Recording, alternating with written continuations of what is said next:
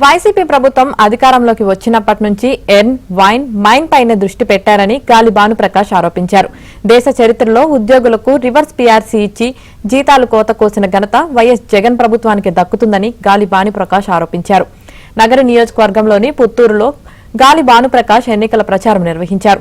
వ్యవసాయంలో పూర్తిగా నిర్వీర్యం చేశారని, రైతులకు గిట్టుబాటు ధర లేకపోవడంతో రైతులు నానా అవస్థలు పడుతున్నారని చెప్పారు. వర్షాకాలం వస్తే రైతులు పండించిన పంటలు నీళ్లపాలు అవుతున్నాయన్నారు.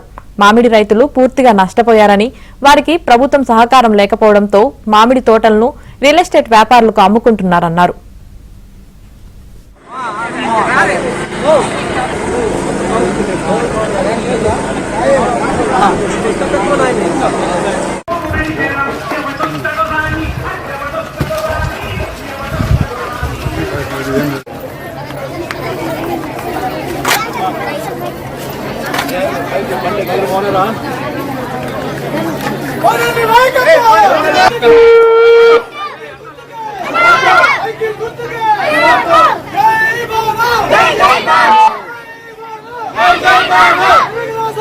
నాయకత్వం